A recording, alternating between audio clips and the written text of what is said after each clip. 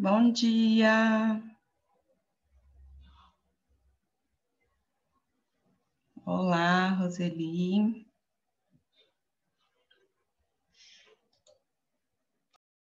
Não.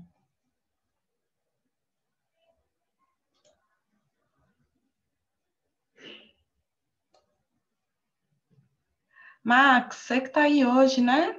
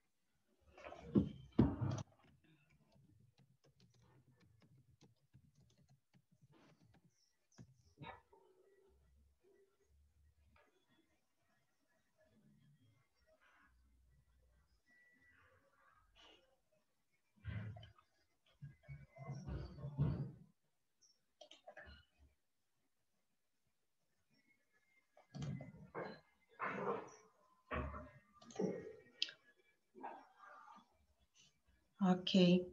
Gente, a gente teve, aliás, Roseli, que é quem tá aqui, a gente teve alguns probleminhas técnicos, aí começamos um pouquinho depois. Aguardar só um pouquinho, a gente já vai começar a aula, tá bem?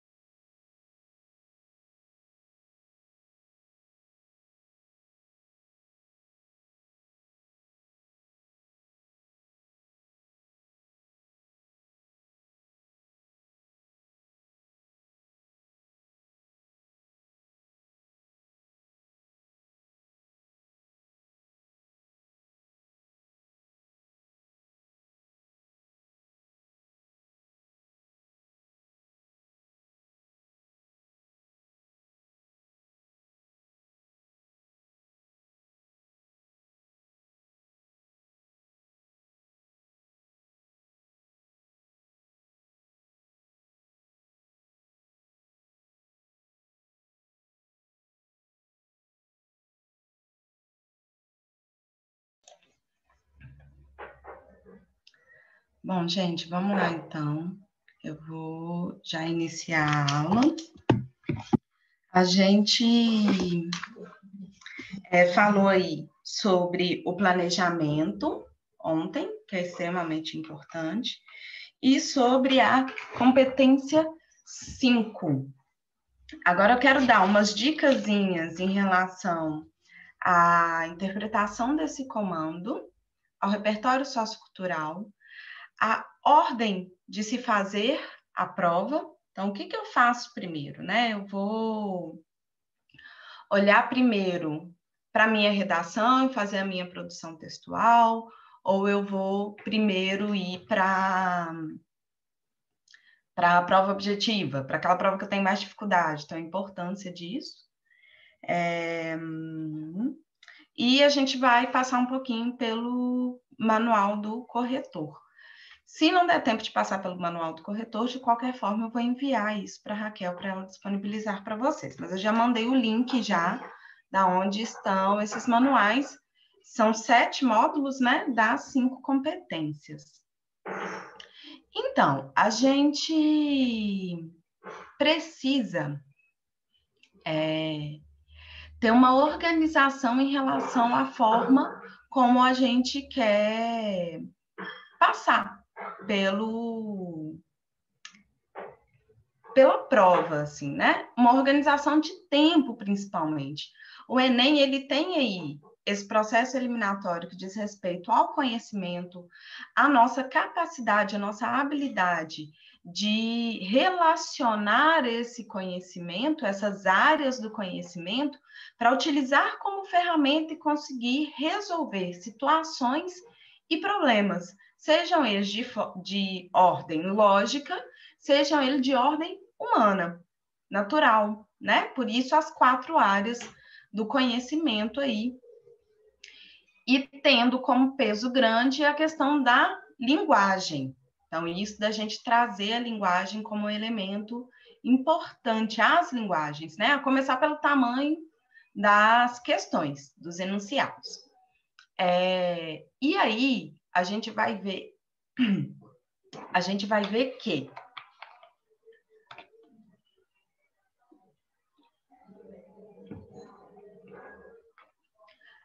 para além do conhecimento, nós precisamos estar descansados, porque é uma prova extensa, uma prova longa, de muita leitura. E não é só na prova objetiva, na prova de linguagens. Toda a prova objetiva, inclusive as questões de matemática, tem textos enormes. Então, tem aí um nível de resistência que a gente precisa passar por ele, resistência física, inclusive, né, de estar descansados. Nesse sentido, o que eu aconselho em relação à prova objetiva, seja de qual área for? Comece pelo que você tem mais facilidade, pelo que você tem mais tranquilidade. Isso vai te agilizar tempo. Para além disso, principalmente para a prova de linguagens, leia o comando antes de ler o texto. Às vezes vai vir lá, texto 1 referente às questões tal a tal. E o comando está embaixo. Vai primeiro para o comando e já faça uma leitura direcionada desse texto. E às vezes sequer é preciso ler o texto para encontrar as respostas. Agora, em relação à redação, o que eu sugiro efetivamente? Você vai pegar a sua prova, vai chegar junto para você o seu caderno de questões, junto com a folha de redação definitiva. Você recebe os dois no dia que é a prova de linguagens. A primeira coisa que você vai fazer é ler a proposta de redação. Ler o comando, ler os textos motivadores e depois você vai para a sua prova objetiva. Por quê? Eu já comentei que a prova de redação do Enem, ela tem um nível grande, ela tem uma importância grande, a prova de redação, ela tem um nível de importância grande, né? Ela traz isso para a gente. O peso que é colocado é como se a gente fizesse 2 provas paralelas, a prova objetiva e a redação. Então, ir bem na redação é fundamental para conseguir ter uma boa colocação. Então, a gente vai dar a devida importância para ela. Da mesma forma que é dado um peso maior para a redação, um critério, um peso, inclusive de desempate, que é maior em relação à nota da redação, a gente também vai dar uma importância em relação a essa produção textual, que é fundamental para uma boa colocação. Então, você vai pegar a sua proposta de redação, no geral fica lá no final do caderno, vai ler essa proposta, vai ver qual é o comando, vai fazer o seu estudo de comando, qual que é o assunto, qual que é o tema, qual que é o recorte, entendi o que é esperado de mim, vou ver se tem alguma tendência ali nos textos motivadores em relação ao posicionamento, vou perceber se no meu comando há algum posicionamento que é subentendido ou não, tá? Então, eu vou olhar para isso e eu vou fazer o meu planejamento inicial. Então, eu vou ver qual que é a minha tese, são os meus argumentos e qual que é a minha proposta de intervenção com detalhamento. Feito isso, aí eu já acho que é uma escolha do candidato. Ir para o seu rascunho de elaboração do texto ou ir para a prova objetiva. Eu, Aline, prefiro já fazer o rascunho. Por quê? Quando a gente escreve o rascunho e depois eu vou para a prova objetiva, eu dou um distanciamento importante para o texto. Quando a gente teve a aula de planejamento, eu falei sobre isso. Para fazer a revisão desse texto, para passar limpo, é extremamente importante que a gente tome algum nível de distanciamento desse texto, porque o nosso cérebro ele costuma enganar a gente. A gente lê aquilo que a gente queria ter escrito, aquilo que eu planejei, e não necessariamente aquilo que eu escrevi. Então, erros ortográficos, palavras repetidas, falta de conectivo, incoerência, incoesão, tudo isso pode passar desapercebido se eu leio um texto imediatamente depois que eu acabei de escrever esse texto. Isso é uma estratégia, gente, de redatores. Tá? Nos jornais, por exemplo, se a própria pessoa que escreve é quem vai revisar, e esse não é o ideal é que quem revise seja outra pessoa que escreveu, mas se a própria pessoa que escreveu é quem vai revisar, ela precisa dar um distanciamento do texto. Na redação, a gente vai fazer a mesma coisa, na prova do Enem. Então, eu vou escrever, vou tomar um distanciamento desse texto, e depois desse distanciamento é que eu vou voltar para revisar o meu texto. Então, eu acho interessante já escrever o rascunho, depois eu vou para a minha prova objetiva.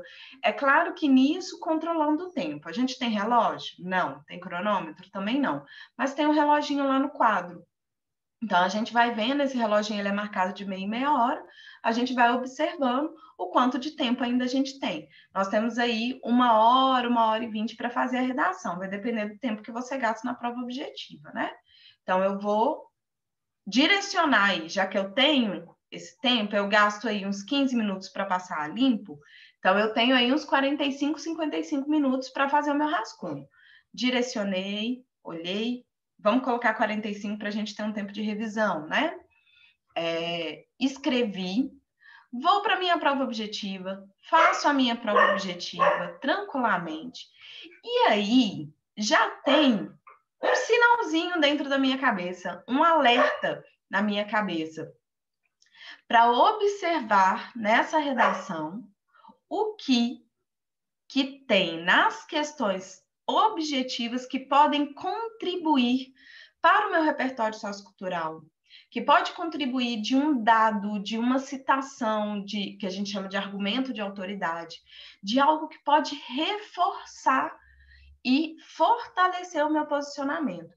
Isso aconteceu todos os anos. Então, o ano que foi violência contra a mulher, tinha várias citações ao longo da prova objetiva, dentro dos comandos das questões, que podiam reforçar posicionamentos.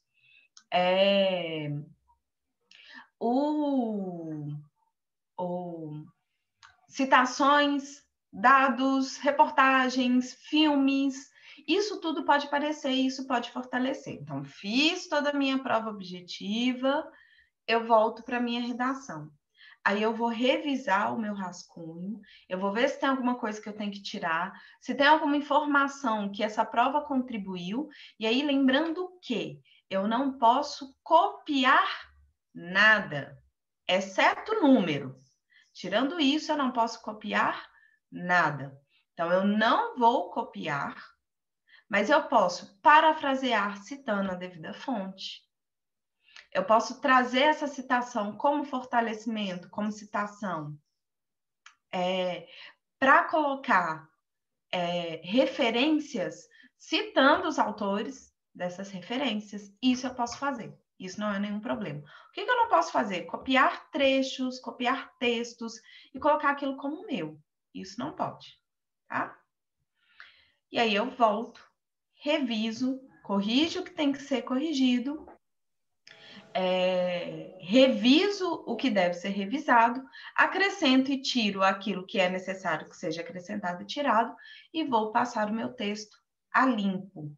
uma informação importante para a hora de passar o texto a limpo. Na hora que a gente está fazendo o nosso rascunho, escrevi, não era isso que eu queria escrever, não. Eu vou lá e rabisco, que é uma referência para mim entender que aquilo não vai ser passado a limpo. Agora, o meu texto definitivo, eu não vou rabiscar. Se eu errar, por qualquer motivo que seja, desatenção, confundir, pressa, errei. Eu risco com um traço simples e escrevo à frente aquilo que é o correto. Traço simples, um risquinho. Por quê? Quando eu rabisco, eu destaco o erro. Então, o corretor, ele vai olhar para aquela prova, para aquela redação, e antes de ler, ele vai bater o olho e vai falar: esse aluno, esse candidato, ele não reviu adequadamente essa redação. Ele não se planejou bem. Porque está cheio de erro, está rabiscado. O olhar do corretor, ele importa. Então, quando a gente rabisca, a gente chama atenção para o erro, a gente ressalta o erro. Tá? Então, a gente vai colocar aí algo que a gente não quer passar, de imagem do nosso texto. Errou, tá tudo bem, risca com traço simples. A respeito do erro, outra informação importante. Há tempos atrás, era exigido que quando se errasse, para além de riscar, se isolasse com parênteses. Isso foi revisto pelo INEP. Não é mais para colocar entre parênteses, ok? Então, a gente vai escrever, se errou, risca e ponto. Por quê? O parênteses, ele é um símbolo gráfico que é apresentado nos textos para uma explicação ou para uma interrupção do texto. Então, se eu estou falando algo que está desconectado, abro um parênteses, porque eu sei que aquilo vai arrumar para outro lugar, fecho parênteses. Se eu quero dar uma explicação sobre algo que foi dito no texto, abro e fecho. Por ser um símbolo gráfico e ele ter um significado específico, apenas no Enem era feito isso, para isolar o erro, isso caiu. Não precisa colocar o parênteses quando erra, só risca. Tranquilo? Informação importante. Não pode colocar números, desenhos, isso zera a sua redação, tá? Qualquer símbolo gráfico que não esteja conectado diretamente à redação, em qualquer lugar do texto, vai zerar. Então eu não posso escrever dado de forma numérica? Pode. O que não pode? Ter um 2 lá no alto do texto, desconectado. Porque isso pode ser classificado como uma tentativa de burlar o sistema. Então, uma forma de identificar a sua redação. Desenhos, numerais, inclusive a assinatura. A assinatura ela tem um lugar adequado, fica abaixo da caixa de texto, tem um código de barras e tem lá o lugar para a sua assinatura. A sua assinatura vai naquele lugar. Porque o que chega para o corretor é o texto e esse texto está vinculado ao código de barras, para que o corretor ele não identifique o autor daquele texto, para que não haja fraude.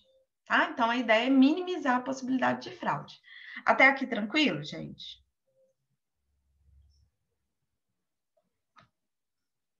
Sim? Muito bem. Bom, vamos passar para coesão textual. Sobre a coesão textual, eu já dei algumas deixas, assim.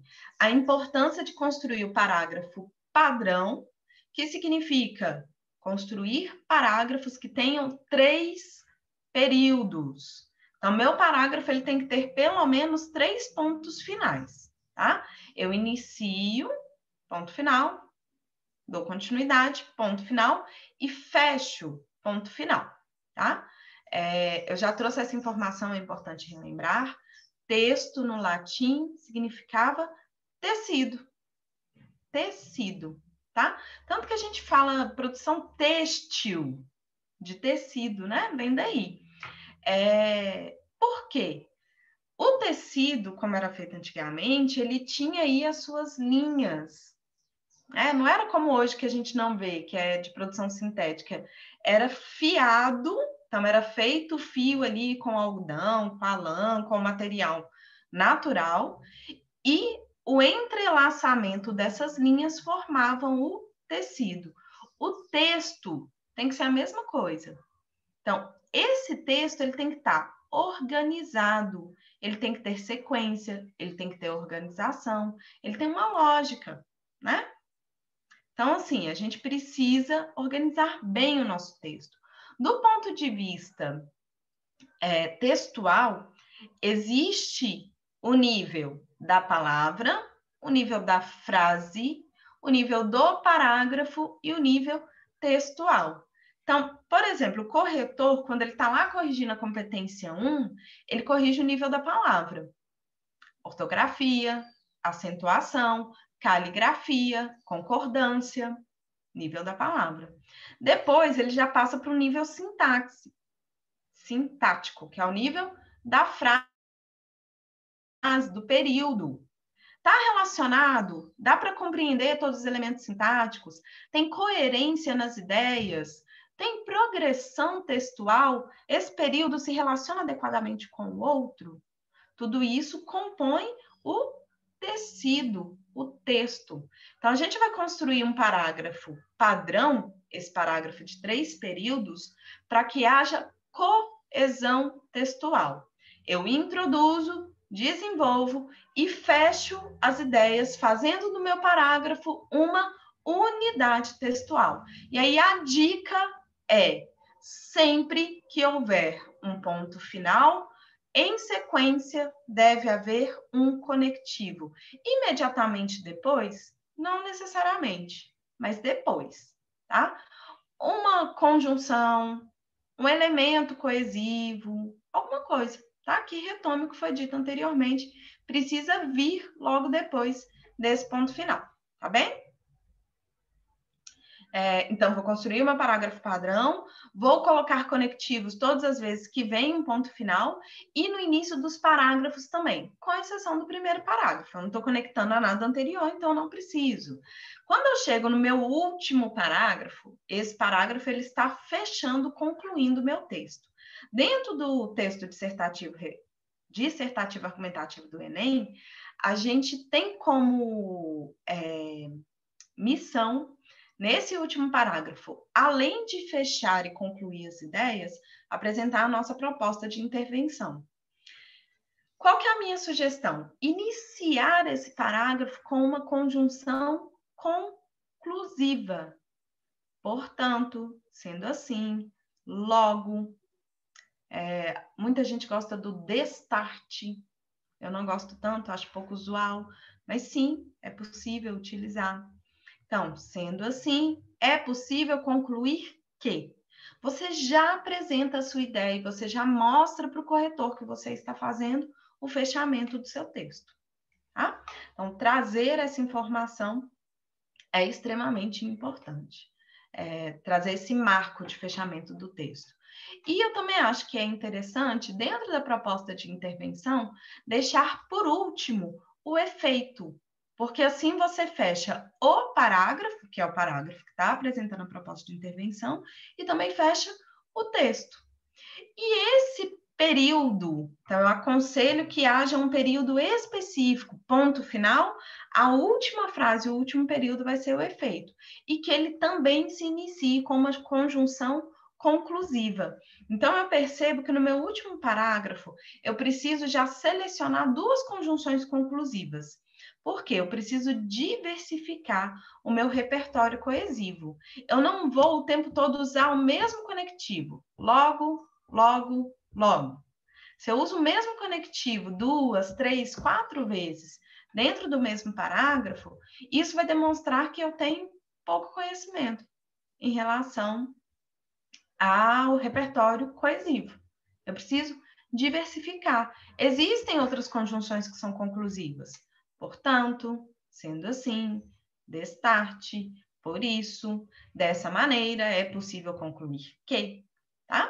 Então, eu vou já diversificar os meus elementos coesivos, sabendo que No último parágrafo, eu preciso de pelo menos duas conjunções conclusivas. Uma para iniciar o parágrafo, uma para iniciar o efeito, que vai ser o último período do meu último parágrafo, né? O meu último período da minha proposta de conclusão. Então, eu vou dizer lá, sendo assim, é possível alcançar uma sociedade mais justa. Aí vai depender do tema que eu tenho ali.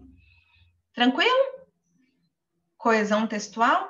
O que eu acho interessante, sempre interessante, se você jogar no Google, você vai achar várias tabelas de conjunções.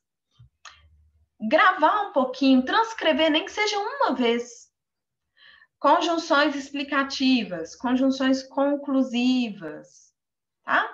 As explicativas e as conclusivas são as que a gente mais utiliza, porque as explicativas, as aditivas também, também é uma delas, né? E também, o nem, tá? Então, essas 3 categorias de conjunções, elas ajudam muito a construir um texto com progressão textual. E são as 3 categorias que a gente mais utiliza. Então, joga lá no Google. Conjunções conclusivas, conjunções aditivas, conjunções explicativas. Óbvio que pode acontecer da gente utilizar outras, por exemplo, as conjunções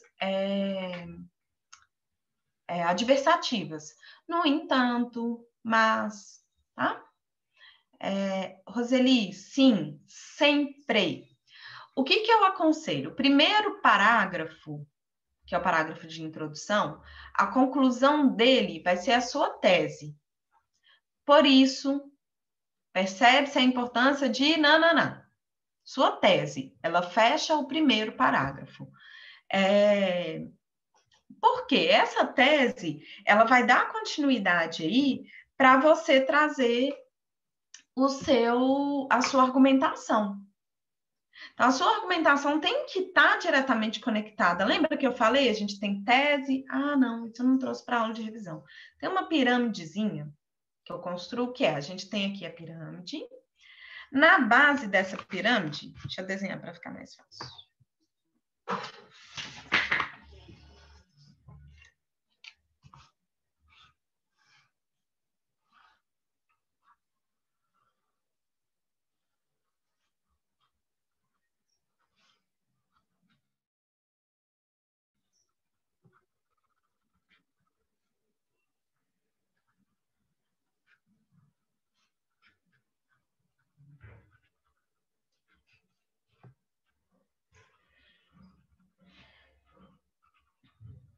A gente tem uma hierarquiazinha, que é isso aqui. Então, eu tenho a tese, que vai ser o topo. Tem uma hierarquia aqui. A tese é o principal do meu texto. O que sustenta essa tese? Os meus argumentos. Eles justificam, né, a minha tese. Por que eu penso assim? E eu tenho fatos, dados, exemplos, citações, ou seja, a parte dissertativa do meu texto que sustentam os meus argumentos. Então, é assim que eu demonstro que eu tenho um embasamento na realidade, a partir da parte dissertativa. E isso sustenta. E por que teria esse formato, então? Eu tenho uma tese. Ela está aqui no topo, mas ela ocupa uma menor área. Eu tenho 2 argumentos. Eu tenho uma quantidade, uma extensão maior para esses argumentos, que sustentam e estão abaixo da tese. E a mesma coisa para dados, fatos e exemplos. Então, eu tenho aí vários fatos, dados, exemplos, citações, repertório sociocultural que vão sustentar esses argumentos, para que eles estejam embasados na realidade. Isso aqui é fundamental. Eu lembrar disso, tá? Uma tese, 2 argumentos e quantos repertórios socioculturais eu achar necessários. Quantas citações, quantos dados, o quanto eu achar necessário, tá? E do ponto de vista da coesão textual, pensando que a coesão ela vai contribuir fortemente para a sustentação do meu posicionamento, eu sempre vou fechar o parágrafo. Então, no meu primeiro parágrafo, eu fecho ele com a tese. É o elemento principal. Ele é a hierarquia do meu texto. Eu vou dar um lugar de destaque para ele. Eu estou na minha introdução, eu preciso contextualizar de quando que eu estou falando, de onde que eu estou falando, né? Tem um clássico aí, uma fórmula clássica de introduzir, que é atualmente no Brasil. A gente pode tentar fugir, não é um problema utilizar, mas a gente pode tentar fugir dessa fórmula, porque muitos candidatos utilizam. Mas, obrigatoriamente, você vai ter que contextualizar. Quando, onde, o quê? Do que eu estou falando. Então, eu introduzo e eu apresento a minha tese. Então, o que eu sugiro é que a tese feche o parágrafo de introdução. Para os parágrafos de desenvolvimento, a conclusão desses parágrafos tem que ser uma conclusão mesmo. O que eu sugiro? Que essa conclusão seja uma retomada da tese. Vamos pegar, por exemplo, aí... o que eu dei como exemplo ontem? Deixa eu olhar aqui. Acabou que eu não enviei, né, gente? Eu vou enviar para vocês.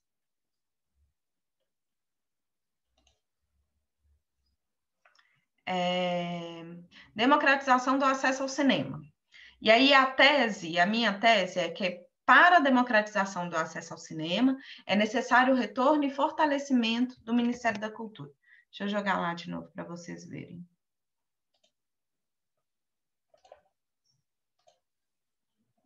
Então, tá aqui. Essa é a minha tese. Para a democratização do acesso ao cinema, é necessário o retorno e fortalecimento do Ministério da Cultura. O que eu sugiro? Que nos parágrafos de desenvolvimento eu conclua com uma frase que reforce esse posicionamento. Sendo assim, é possível perceber a importância de fortalecer o Ministério da Cultura. Portanto, fica evidente a importância da retomada do Ministério da Cultura. Fechei o meu parágrafo, tirei uma conclusão dos argumentos e reforcei a minha tese. Eu vou entrelaçando todo o meu texto. É assim que eu faço o entrelace. Então, primeiro parágrafo, fecho com a tese. Segundo e terceiro parágrafo, fecho com um reforço da minha tese. E o meu parágrafo de conclusão eu fecho com efeito. Qual efeito vai ser alcançado caso eu tenha eu tenha a minha proposta de intervenção aplicada, tá? Então, sobre coesão, tranquilo?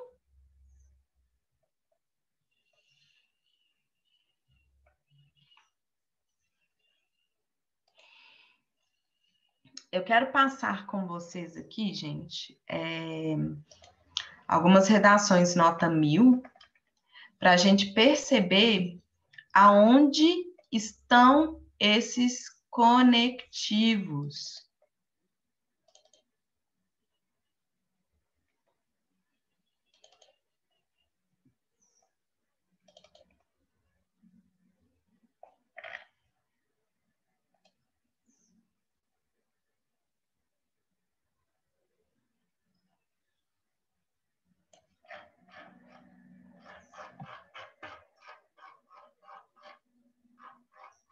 Só um minutinho.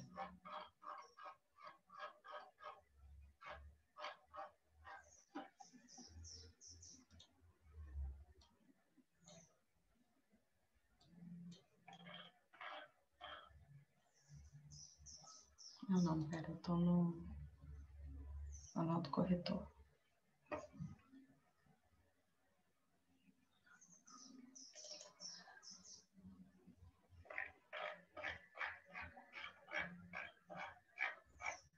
Vou pegar aqui o manual do participante de 2017 e a gente vai avaliar as redações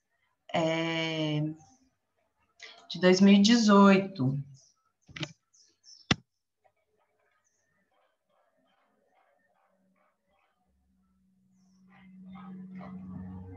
Deixa eu compartilhar a tela.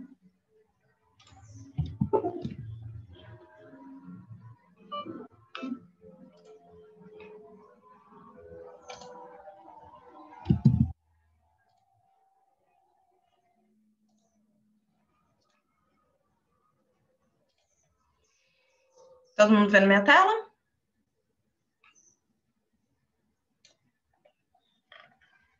Aqui está a amostra de redações, o manual de 2017. Então, a gente tem aí a amostra de 2016.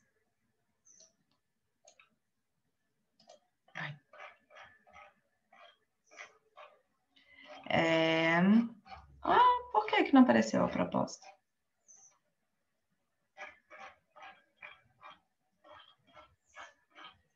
Bom, enfim. Essa aqui esse é combate à intolerância religiosa, tá? Caminhos para o combate à intolerância religiosa. Aí, aqui tem a prova do Vinícius, que foi uma redação classificada com 1000. Ele recebeu nota 1000.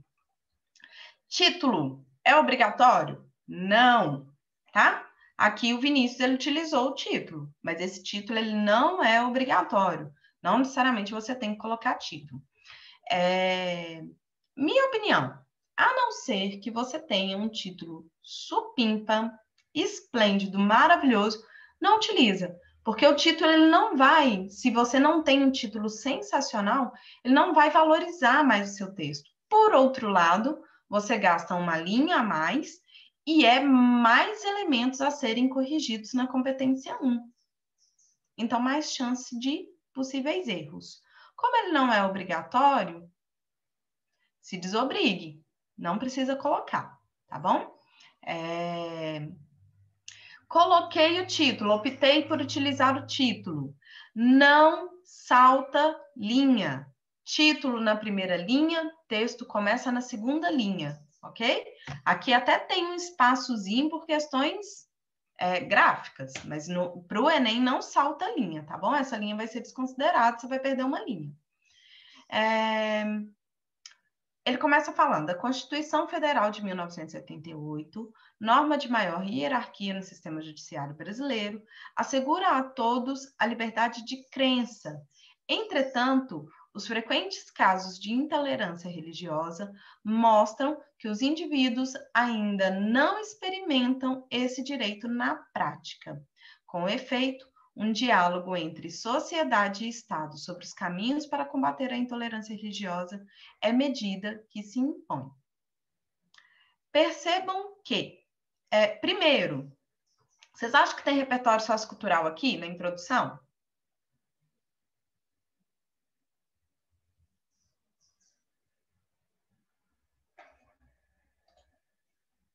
Sim, isso mesmo. Quando ele fala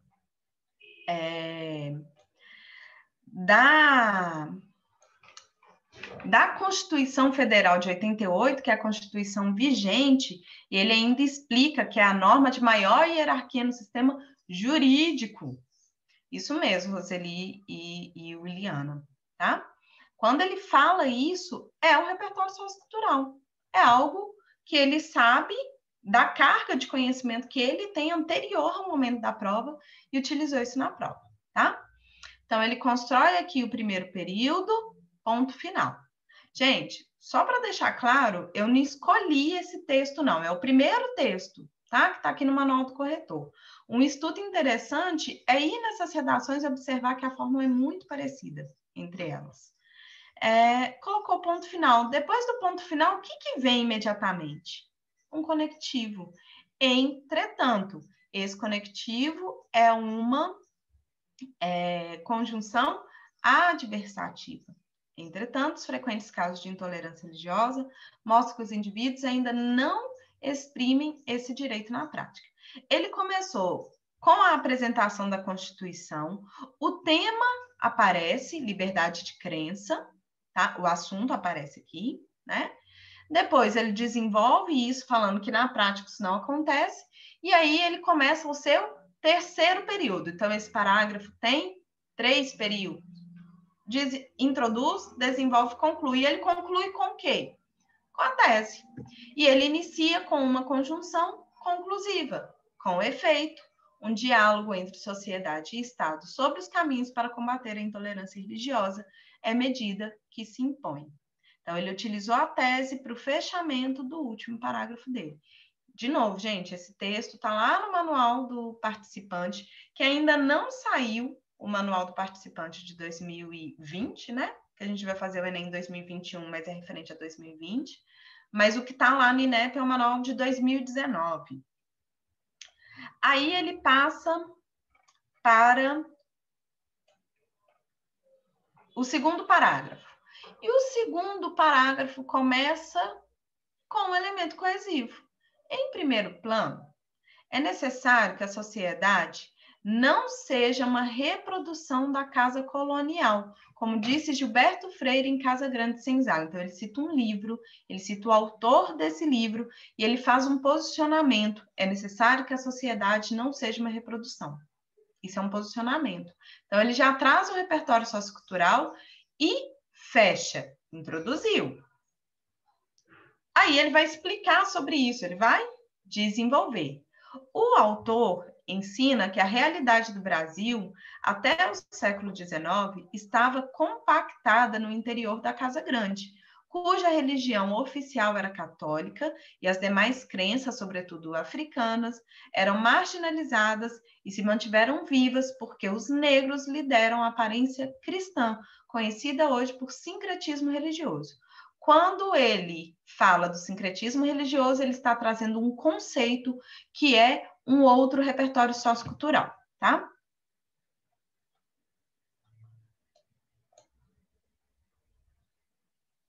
Exatamente, Eliana. Quando ele fala em primeiro plano, em primeira análise, primeiramente, esse é um conectivo de introdução, interparágrafo, tá? Então, ele vai utilizar para ligar os parágrafos.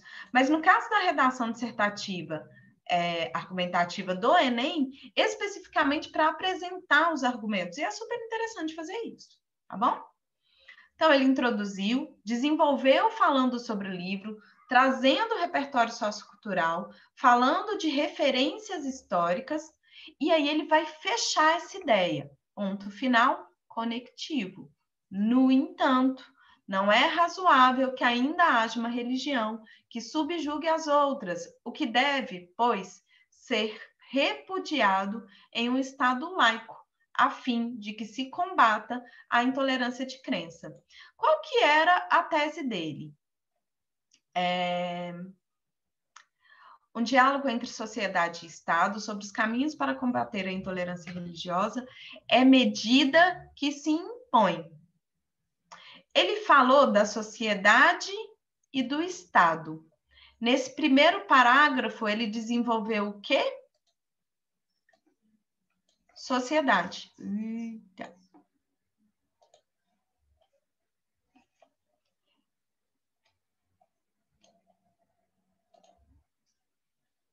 Ele colocou isso na tese e desenvolveu a primeira parte da tese aqui. E quando ele fala a fim de que se combata a intolerância de crença, ele está o quê? Retomando a tese. Porque ele falou disso aqui, os caminhos para combater a intolerância. Vamos ver o segundo parágrafo. Outro conectivo interparágrafo. De outra parte, o sociólogo Zygmunt Bauman defende na obra Modernidade Líquida que o individualismo é uma das principais características e o maior conflito da pós-modernidade e, consequentemente, parcela da população tende a ser incapaz de tolerar diferenças. Então, ele dá aí continuidade falando sobre o Zygmunt Bauman, que é um repertório sociocultural, e aí ele vai falar do individualismo. E ele desenvolve isso. E aí ele coloca um ponto final. Aqui, o esse não é conjunção, mas é conectivo. É um pronome de retomada, que retoma o que foi dito anteriormente. Esse problema assume contornos específicos no Brasil, onde, apesar do multiculturalismo, há quem exija do outro a mesma postura religiosa e seja intolerante àqueles que dela divergem. Ponto final. Nesse sentido, outro conectivo. Então, percebam que até agora, em todos os parágrafos, ele fez 3 períodos e ele sempre inicia, depois do ponto final, com o conectivo. Um caminho possível para combater a rejeição à diversidade de crença é desconstruir a principal problemática da pós-modernidade, segundo Zygmunt Bauman. Então, aqui ele não retomou a tese, ele não seguiu essa forma, mas ele retoma o início do parágrafo. Então, ele fecha, ele cumpre o ciclo. Urge, portanto é o quê? Conjunção conclusiva. Urge no sentido de é urgente. Que indivíduos e instituições públicas, ele não tinha falado de um diálogo entre sociedade e Estado? Está aqui. Cooperem para mitigar a intolerância religiosa. Cabe aos cidadãos repudiar a inferiorização das crenças e dos costumes presentes no território brasileiro, por meio de debates nas mídias sociais capazes de desconstruir a prevalência de uma religião sobre as demais.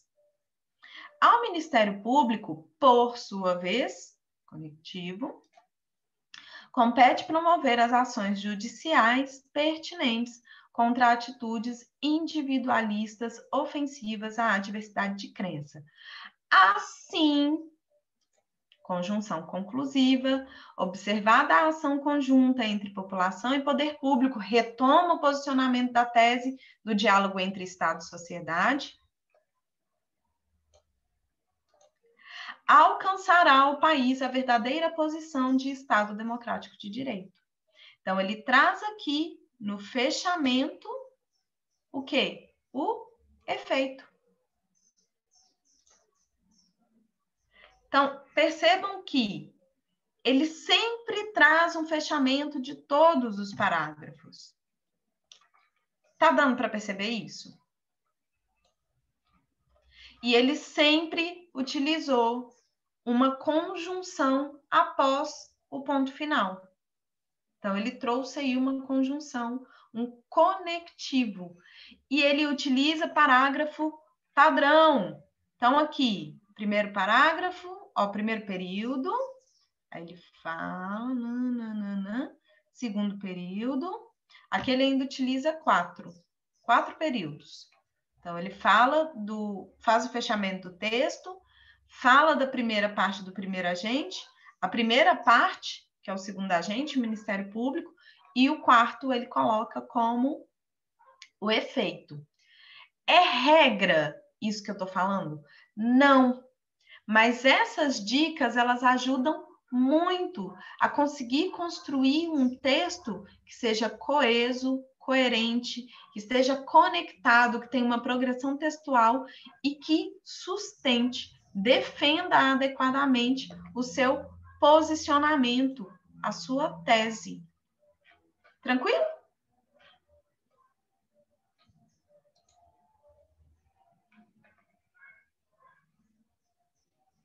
Gente, dúvidas?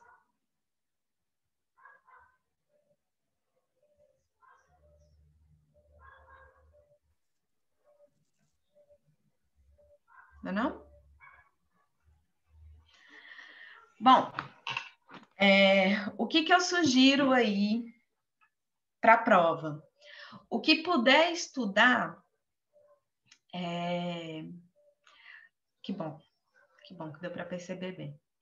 O que puder estudar, estuda. Mas o que puder descansar, descansa, tá? Então, todo o trabalho que podia ser feito, ele foi feito até aqui. Pegar o caderno até a quarta, quinta-feira, mas reserva sexta-feira para vocês descansar, se alimentar bem, dormir bem, se hidratar bem, porque é uma prova cansativa. Ainda está aí em negociação, não sei se vocês viram isso, da possibilidade de suspensão por conta do Covid. A gente não tem um pronunciamento oficial do INEP em relação a isso, pelo menos hoje eu ainda não me atualizei para saber, mas até segunda ordem a prova vai ser realizada. Descansem, Sendo agora, sendo depois, o descanso é fundamental para que vocês consigam acessar com tranquilidade aquilo que vocês já internalizaram, aquilo que vocês já absorveram de conhecimento. Eu desejo muito foco, muita força de vontade e, sobretudo, muita tranquilidade para fazer essa prova. Por último, eu desejo sorte e fé, que é importante na vida, mas que quando a gente se esforça, quando a gente está tranquilo, a gente consegue fazer um bom trabalho, inclusive quando se trata de um vestibular, que é uma situação tensa. Por isso que eu quero muita tranquilidade para vocês, para conseguirem darem o seu melhor, para conseguirem acessar as informações que são necessárias, aquilo que vocês já conseguiram internalizar e absorver, que vocês consigam acessar, que não haja nenhuma trava, que vocês não se bloqueiem de nenhuma maneira no momento da prova, que tudo flua, tá? Que seja bom. Muito, muito obrigado por quem já é meu aluno e acompanhou o trabalho até aqui. Para quem não é, obrigado pela presença, por estar aqui nessas aulas de revisão, elas são importantes para a gente reforçar, né? A revisão é extremamente importante. E vamos ver como as coisas ficam, né? 2020 foi um ano que ensinou muito para a gente sobre a importância da flexibilidade. E principalmente sobre a gente entender que o controle não está nas nossas mãos. Não está. A gente faz o nosso melhor. Mas as coisas podem mudar. E 2021 começa um pouco ainda nessa pegada, né? Um pouco instável, a gente não sabe exatamente como que as coisas vão ficar, se está certo que a prova é agora, se não é. Enfim, que possamos ter muita tranquilidade, muita fé para seguir sãos e salvos, tá? Muita saúde para todos nós também. Beijo para vocês, tenham um bom dia e bons estudos para as próximas aulas.